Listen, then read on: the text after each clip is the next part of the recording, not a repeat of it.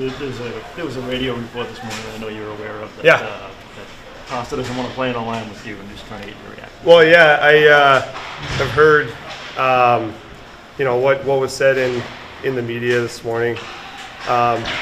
It's unfortunate. I know reporters have a job to do, and that job is to report on the team, and usually you try to be fact-based. But when there's just blatant lies told in the media, that's where there's a problem.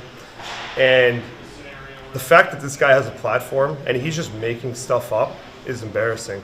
And there's zero truth to anything that he said on the radio. This is how you lose your job very quickly. The fact that he's going to have a job after this is insane, because Pastrnak and I are best friends.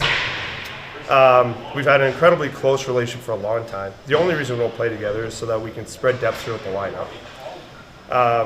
There's zero truth to him being a problem in the room. He's one of the most loved guys in the room. There's zero issues in the room at all.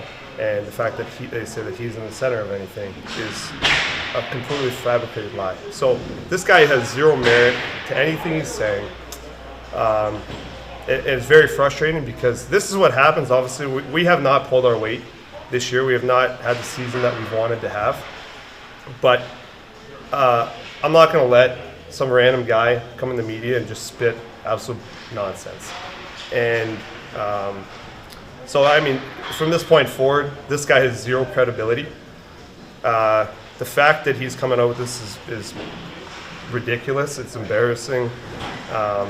It just, anything that he puts forward in the future is now not going to be deemed as truth, because he's completely just making all of this up. And it's unfortunate. If he would have done some kind of fact check, he'd probably just made this up. If not, if he would have fact checked, he would have found out that it's all nonsense. But yeah, there's zero truth to this. It's ridiculous that now that we even have to address it. I wasn't going to address it. I wasn't going to talk about it, but I'm not going to let it become something that it's not. So this guy can go pound sand, go back to the closet where no one knew where he was before, and report on nothing, because that's what he's going to be doing after this. Brad, just a quick follow-up to that. Stuff is said all the time on social media and to the media. Why was it important for you to? Yeah, I don't care about what people say on social media.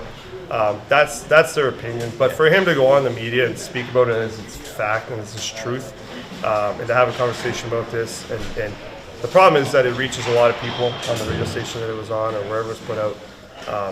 And it's not going to become a story, because it's not what's going on. And if there are issues that need to be dealt with, we would deal with them internally. But that's not the case in this situation. Yeah, there's things that we need to fix, and there's things that we need to improve moving forward. But that's not one of them.